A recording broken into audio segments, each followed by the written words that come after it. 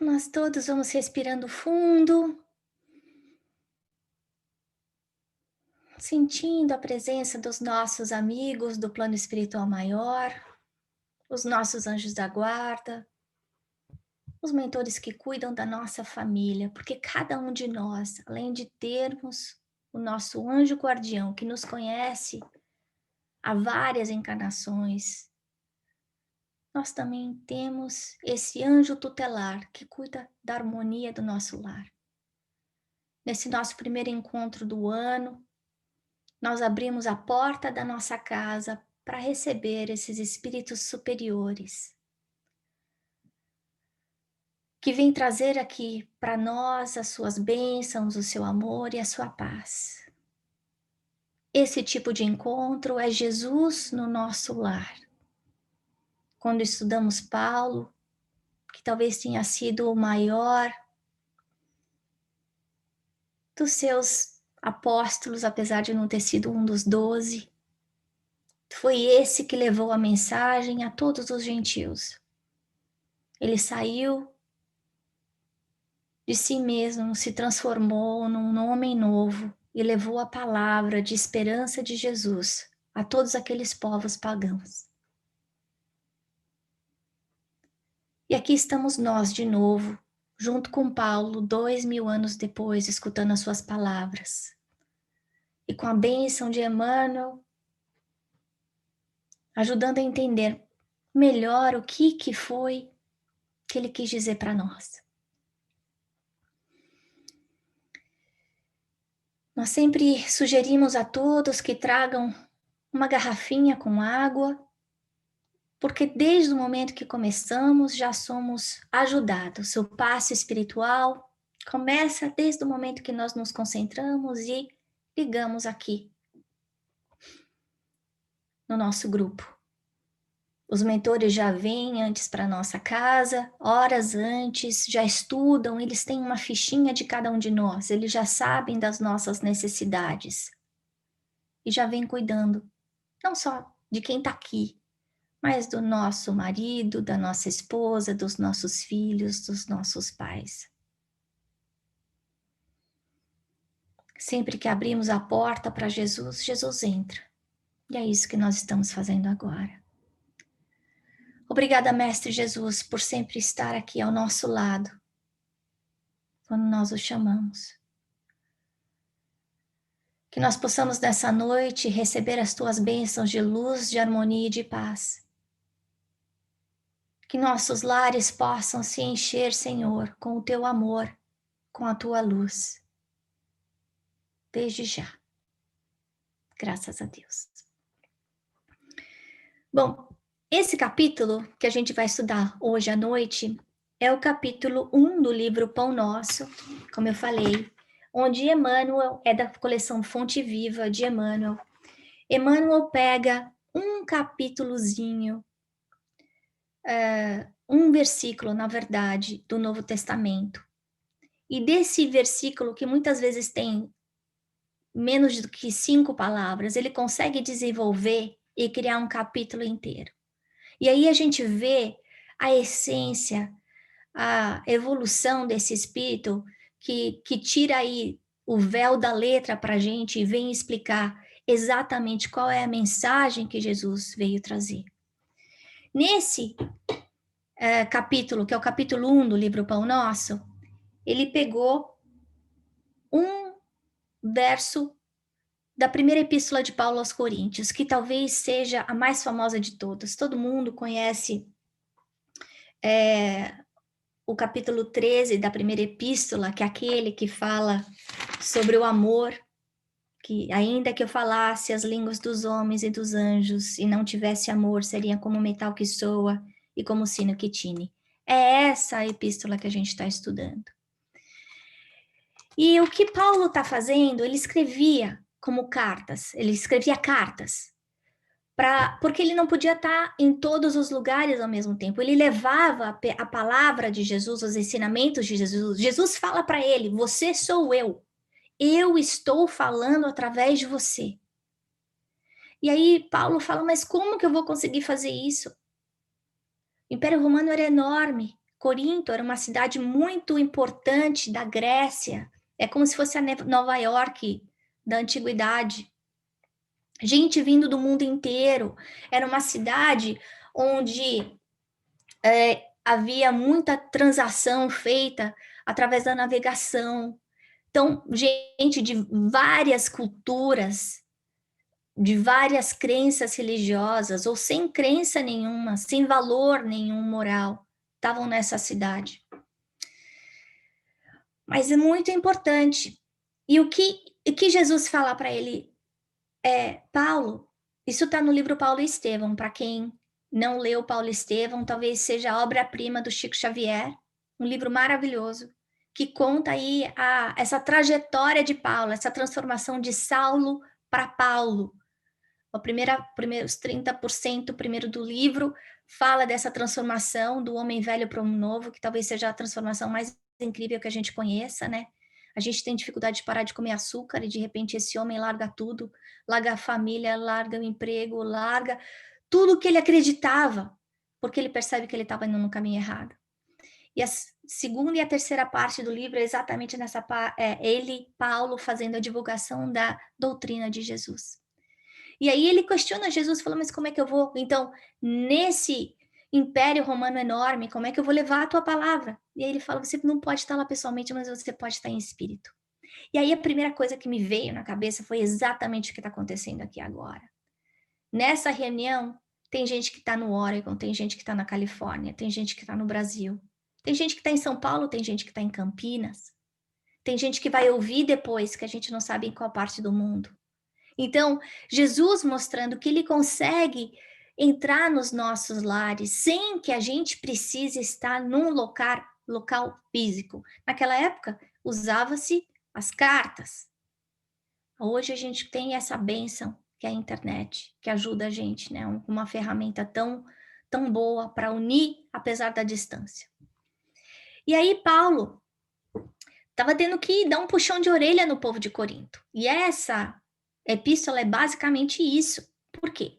Porque Corinto estava vivendo um momento de muita sensualidade, de libertinagem mesmo. Então, o que Paulo está querendo falar é, vocês estão fugindo aí da reta. Não é assim que tem que fazer. Vocês estão perdendo o valor do verbo de Jesus e distorcendo a verdade. Era em Corinto que ficava o templo de Afrodite, onde as pessoas faziam sexo. Então, existia um paganismo, uma libertinagem muito grande que estava, de alguma forma, influenciando a igreja cristã. Então, ele vai lá e vai chamar a atenção desse povo. Presta atenção, o que você tem que fazer? Ele tá bravo, Paulo era bravo. Ele não adoçava a língua, não.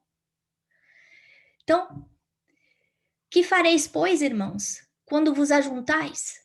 Cada um de vós tem a doutrina, tem revelação, tem língua, tem interpretação. Faça-se tudo para a edificação. Então, essa conversa dele com os coríntios é a conversa que a gente pode ter hoje conosco também. A gente recebendo a doutrina de Jesus, nesses poucos minutos por semana, conhecendo o Evangelho. O Chico falava que quem já estudou o Evangelho, leu por uma semana, já tem conhecimento suficiente para mudar a vida toda. Né? E é esse chamamento que a gente tá recebendo nesse primeiro capítulo que chama Mãos à Obra. E eu vou ler esse capítulo para vocês agora. A igreja de Corinto lutava com certas dificuldades mais fortes quando Paulo lhe escreveu a observação aqui transcrita.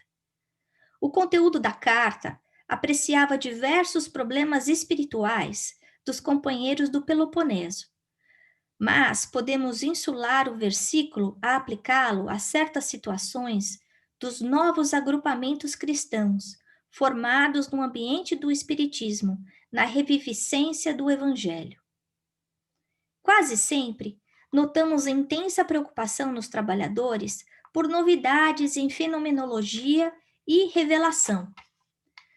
Alguns núcleos costumam paralisar atividades quando não dispõem de médiuns adestrados. Por quê? Médium algum solucionará em definitivo o problema fundamental da iluminação dos companheiros. Nossa tarefa espiritual seria absurda se estivesse circunscrita à frequência mecânica de muitos, a um centro qualquer, simplesmente para assinalarem o esforço de alguns poucos. Convençam-se os discípulos de que o trabalho e a realização pertencem a todos e que é imprescindível se movimente cada qual no serviço edificante que lhe compete. Ninguém alegue ausência de novidades, quando vultosas concessões da esfera superior aguardam a firme decisão do aprendiz de boa vontade, no sentido de conhecer a vida e elevar-se. Quando vos reunirdes, lembrai a doutrina e a revelação, o poder de falar e de interpretar, de que já sois detentores, e colocai mãos à obra do bem e da luz, no aperfeiçoamento indispensável. Então, como a gente viu, Paulo vem dar esse chamamento, essa sacolejada no povo, falando: vocês já sabem o suficiente, tem que botar mãos à obra, tem que trabalhar, tem que fazer o bem, tem que viver, não adianta só o saber. A gente tem que colocar a vontade, o conhecimento em prática, em ação. E aí vem Emmanuel e dá uma sacolejada ainda maior na gente.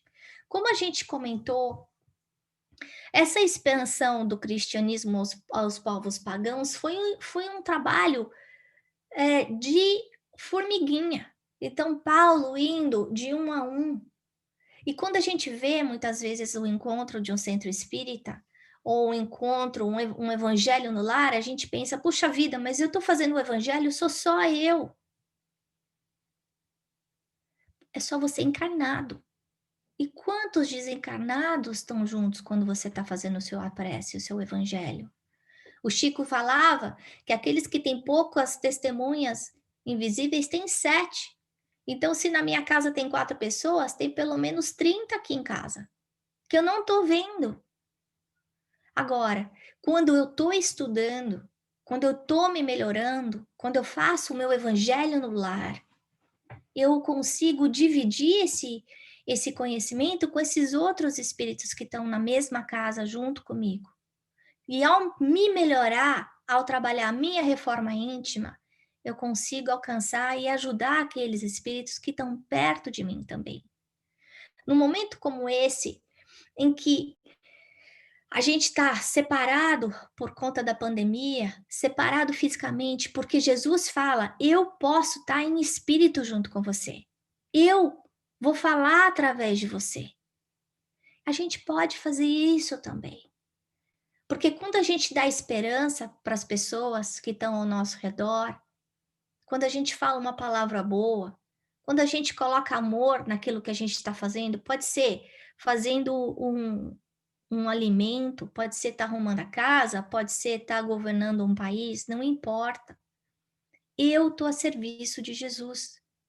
Eu estou dividindo esse amor de Jesus.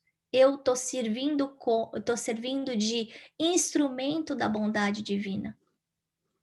Em Paulo Estevão, a gente vê em detalhes essas viagens que Paulo faz e todas as coisas horrorosas que ele passa. Então, ele é preso em toda a cidade. Ele saía ou fugido, ou apanhando, ou ele tinha sido preso, ele tinha que entrar de noite, sair correndo. Gente, desgraça total.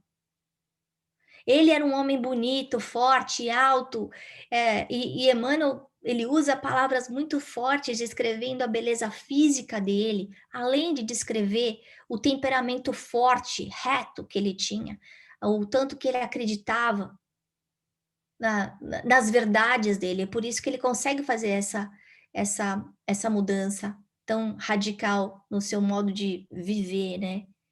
E aí, à medida que ele vai aí fazendo a expansão do evangelho, com a inspiração, e ia lá com uma pessoa, com outra pessoa, mas não é do tipo, ia uma turma de 10 pessoas, não, é 2 a 2, difícil, sem dinheiro, passando fome.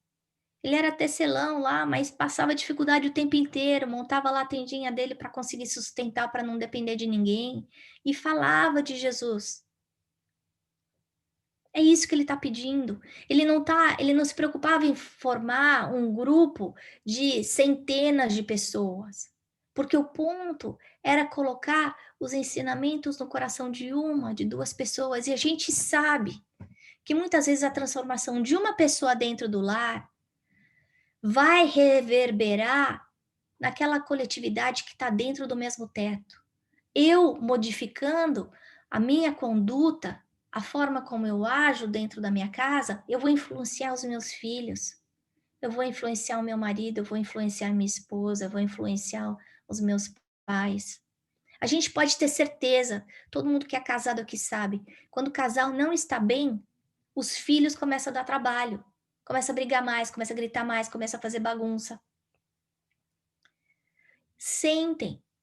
Da mesma forma que a vibração muda para o mal, a vibração muda para o bem. E chega uma hora que a gente não está mais gritando como a gente costumava gritar, não bate mais porta como costumava bater, não fala mais palavrão como falava antes. A gente guarda tempo para a gente meditar, para a gente lembrar de Jesus. E as pessoas prestam atenção, elas veem essa nossa modificação e é através do nosso exemplo que a gente consegue levar essa palavra de Jesus.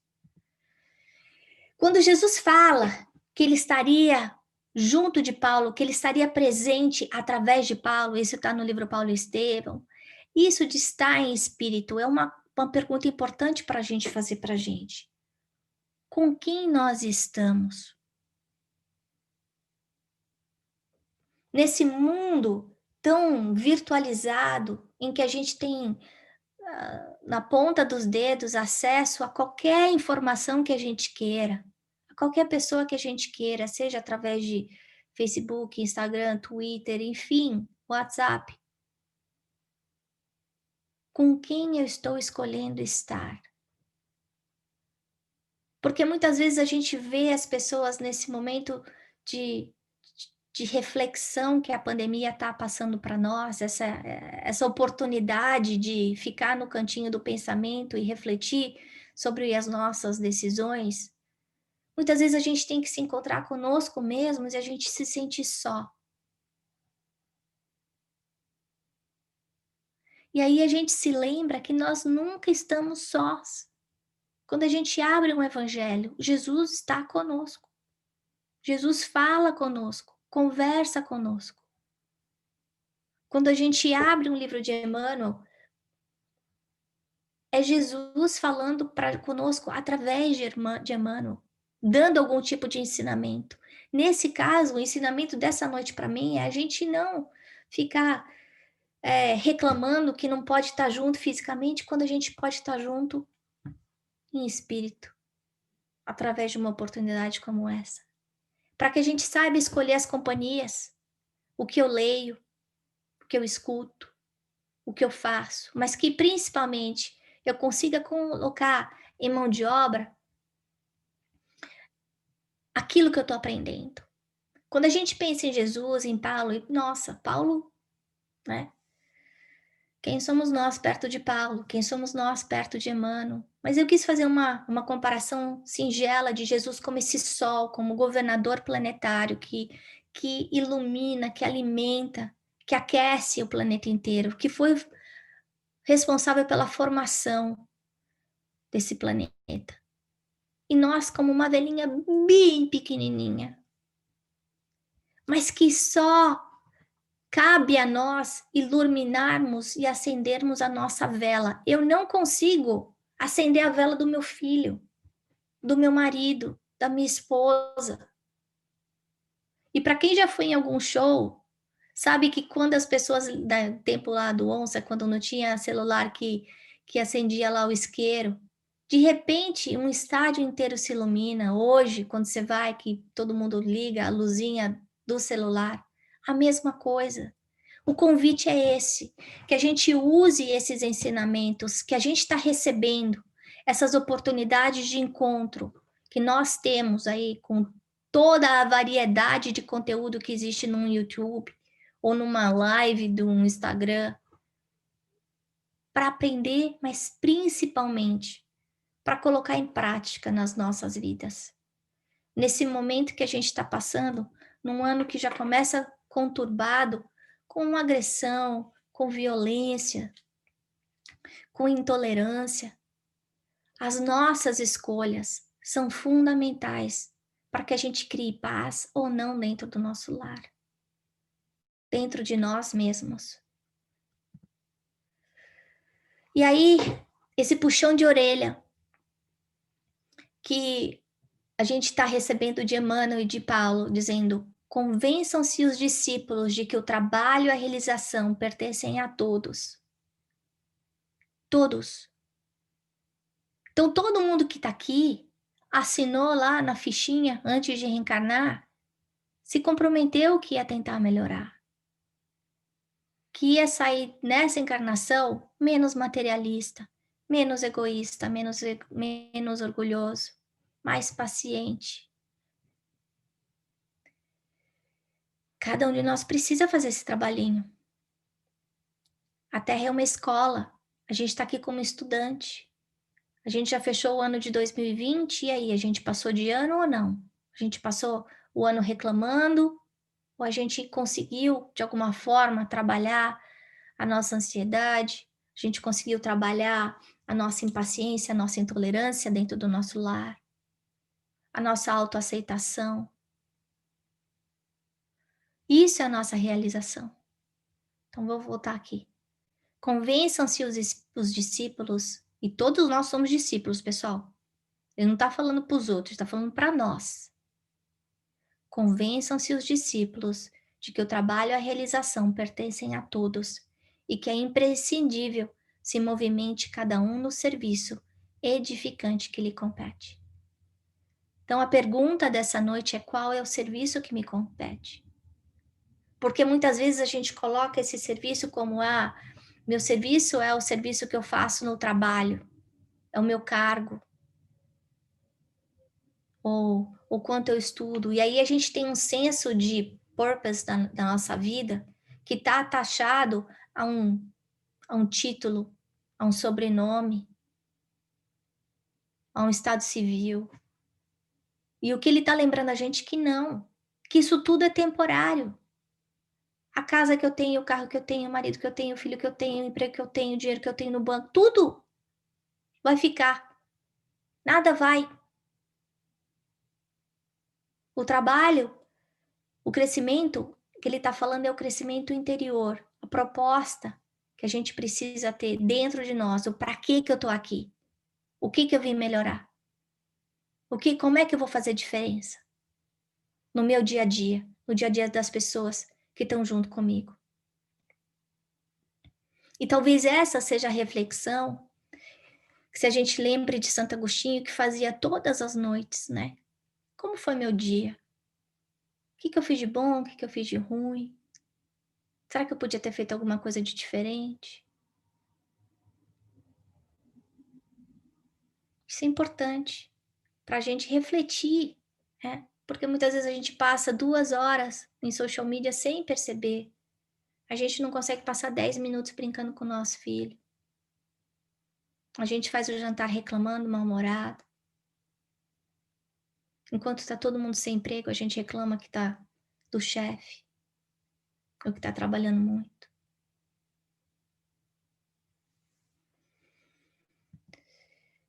Então a gente, para colocar esses ensinamentos, a gente precisa não só ter vontade, não, eu quero melhorar, eu quero ser mais paciente, eu quero ser mais tolerante.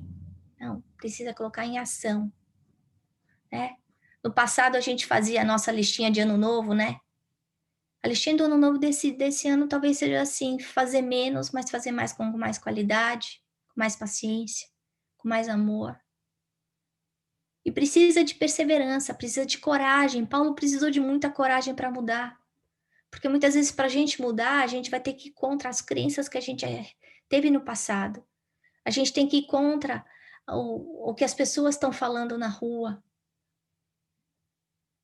No momento de tanta convulsão como agora, muitas vezes a gente, dentro da mesma família, irmão contra irmão, com realidades, com crenças completamente diferentes em termos de do que é certo e do que é errado. E a gente precisa ter coragem para viver o que a gente sabe que é certo e colocar essa vontade em ação todos os dias. É uma prática, né? E cada vez vai ficar mais fácil, quanto mais a gente faz. É uma maratona que a gente fica correndo, né? A gente não consegue fazer o sprint o tempo inteiro. A gente tem que manter o ritmo. Talvez eu não consiga ser paciente 5, 10, 7 vezes por semana, mas eu consigo ser paciente toda segunda-feira. Então eu prometo para mim mesma que toda segunda-feira eu não vou brigar com meu marido. Então ir de pouquinho, colocar aí os nossos objetivos de uma forma que eles sejam mensuráveis, mas principalmente alcançáveis. E aí de repente a gente vai ver que a gente vai ficando mais forte.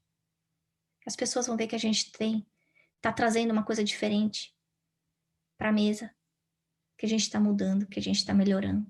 Né? Então esse é o convite de Paulo, é o convite que ele fez para os coríntios, há 2000 anos atrás. E é o convite que a gente está fazendo agora. Apesar de não conseguir se encontrar fisicamente, mas que a gente consegue se encontrar em espírito, virtualmente, né? Então agora a gente vai começar o nosso passe virtual. Vamos todos nos acalmando.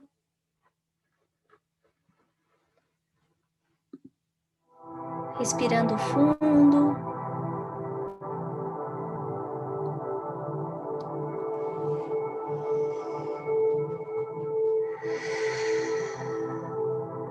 Sentindo a mão do nosso mentor amigo aqui ao nosso lado, nos nossos ombros,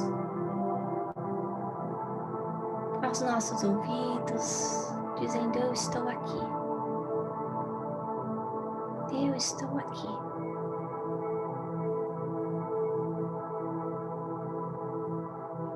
Mestre amado Jesus, nessa noite, nós te entregamos as nossas dores, as nossas preocupações. Sejam elas de ordem física ou de ordem espiritual.